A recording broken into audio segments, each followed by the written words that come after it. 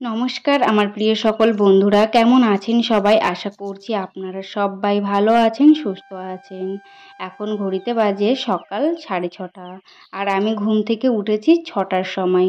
উঠেই কাজকর্ম স্টার্ট করে দিয়েছি। সবার ফার্স্ট সকালবেলা ঘুম থেকে উঠে বাসি উঠোনটা ঝাড়ু দিয়ে নিয়েছি। ঝাড়ু দিয়ে তারপর চলে এসেছি এই রান্নাঘরে, বাসি রান্নাঘরটা লেপে নিতে।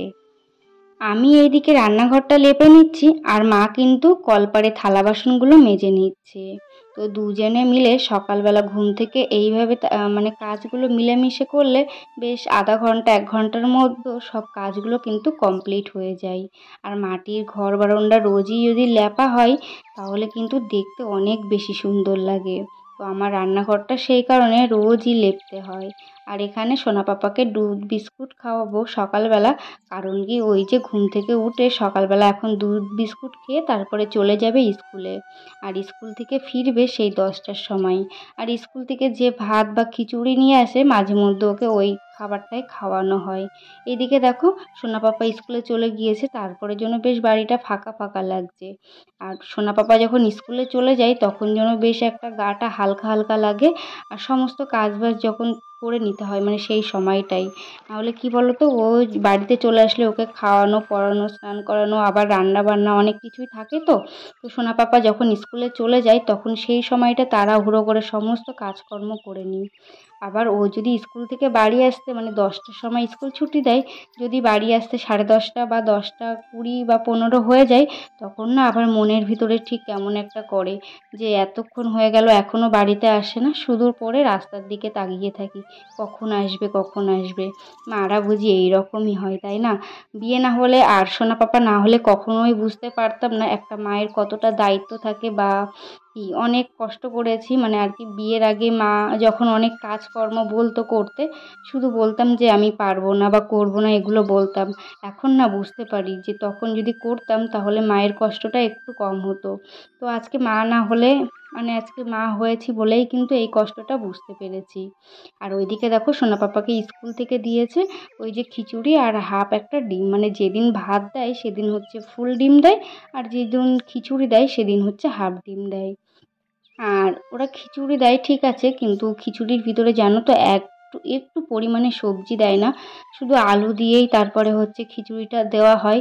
তো এটা কেন করে জানি না, অঙ্গনওয়াড়ি স্কুলে এত বাজে বাজে খাবার দেবে মানে এতটা খারাপ খাবার দেয় এটা আমার জানা নেই, কারণ আমিও একসময় স্কুলে পড়েছিলাম তখন কিন্তু আমাদের স্কুলে অনেক সবজিও দেওয়া হতো।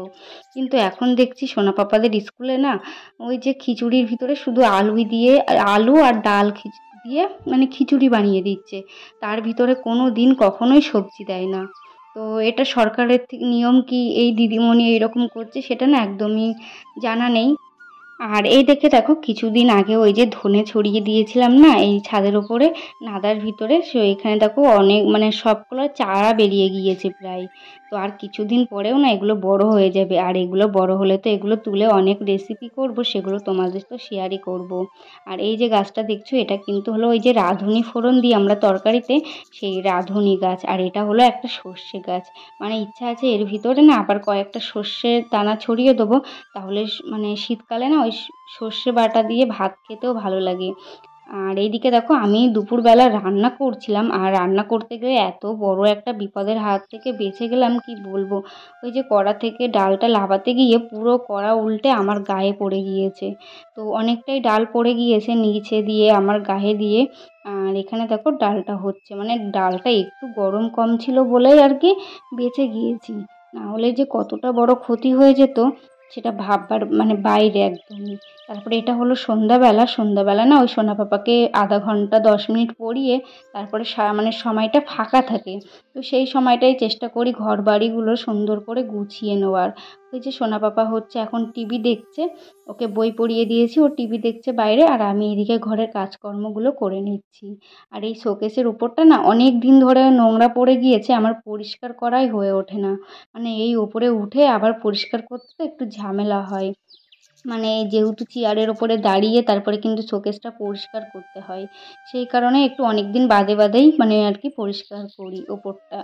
এদিকে দেখো সুন্দর করে একটা কাপড় নিয়ে নিয়েছি, মানে নিয়ে ওটা কাপড়টা ভিজিয়ে নিয়েছি, নিয়ে সব মানে শোকেসটা মুছে নিচ্ছি, মানে যে ধুলোগুলো পড়েছিল না সেগুলো সব মুছে নিচ্ছি সুন্দর করে।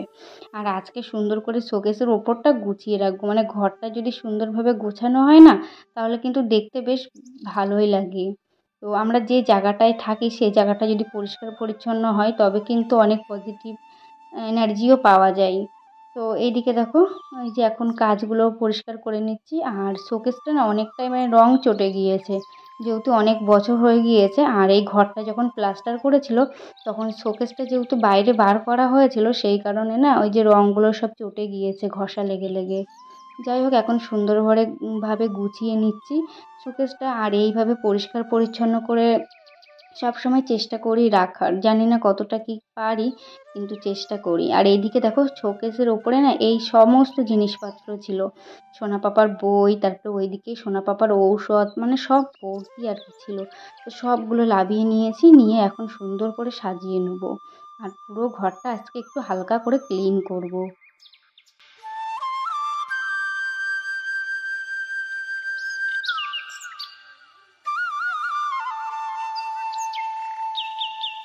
আর এখানে এই যে শোকেস তারপরে আলনার কাজটা না পরিষ্কার করে নিচ্ছি, কারণ ওই যে সোনা পাপা শুধু চকলেট খায় আর এই যে মুখ এসে এসে কাচে লাগায়, এত পরিমাণে আমার এই কাচের নিচের দিকটা মানে নোংরা হয় কি বলবো।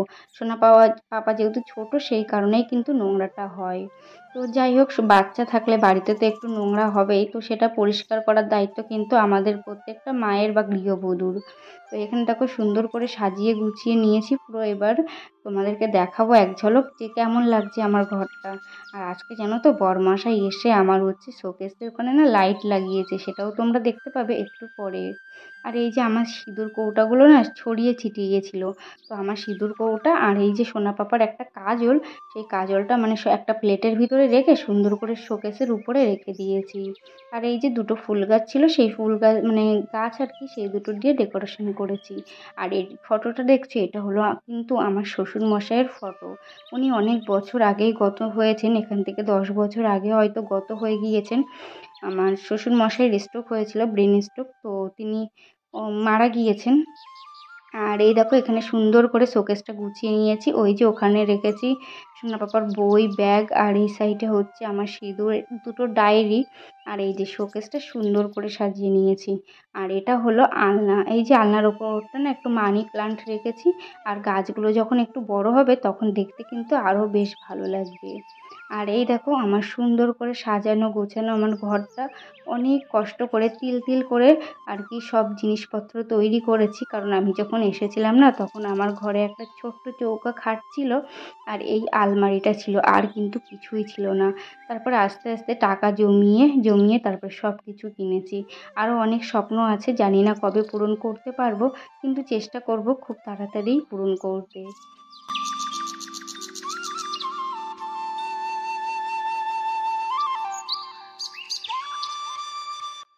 আর এইদিকে দেখো ওই যে শোকেসের ভিতরগুলোও না অনেক খেলনা তারপরে ওষুধ এইগুলো ছিল, তো সেগুলো সব সুন্দর করে গুছিয়ে নিয়েছি। এই যে উপরের এইখানে সব মানে সোনা পাপার ওষুধ রেখেছি, আর আমার নেল পালিশ ফেব্রিক যেগুলো আছে সেগুলো এর ভিতরে রেখেছি।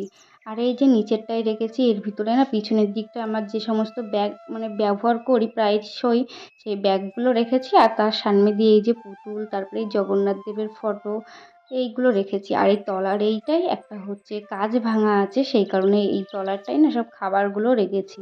তো সুন্দর করে এইভাবে সাজিয়ে গুছিয়ে শোকেসটা রেখেছি। তো আমার হচ্ছে শোকেস গুছানোটা কেমন হয়েছে কমেন্টে অবশ্যই জানিও। আর আমার ঘর গোছানোটা তোমাদের কেমন লাগছে অবশ্যই কমেন্টে জানিও। আর তোমরা এখনো পর্যন্ত যারা আমার এই ভিডিওটি দেখছো, যদি তোমাদের ভিডিওটি কোথাও ভালো লেগে থাকে তাহলে একটা লাইক কমেন্ট এবং চ্যানেলটা সাবস্ক্রাইব করে দিও। আর যারা আমার চ্যানেলটা সাবস্ক্রাইব করেছো অনেক আগেই তাদেরকে অসংখ্য অসংখ্য ধন্যবাদ। এইভাবে আমার পাশে থেকো, আমি অনেকটা দূর আগাতে চাই, কারণ আমার বাড়ির পরিস্থিতি না অনেকটাই খারাপ। তো আমি এই ভিডিও থেকে কিছু উপার্জন করে আর কি তাদের সাহায্য করতে চাই। তো তোমরা একটু পাশে থেকো, আমি তাহলে অনেক দূর আগাতে পারবো। আর এখানে দেখো বরমশাই কি করছে, ওই যে আমি বললাম না আজকে জানলাতে একটা হচ্ছে লাইট সেট করব, সেই লাইটটাই আর কি সেট করছে এখানে।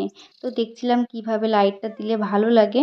তো প্রথমে এইভাবে দিয়েছিলাম, তারপরে ননদ এসে বলল যে লাইটটা এইভাবে দিতে, মানে আর কি সামনে দিয়ে দিতে। তো সেই কারণেই না এইভাবে দিয়েছি, এই যে এইভাবে পুরো লাইটটা দিয়েছি। তো তোমরা পুরো ভিডিওটা দেখতে থাকো, দেখবে শেষের দিকে দেখতে পাবে আমার ওই যে কত সুন্দর লাগছে ঘরটা সাজানোর পরে।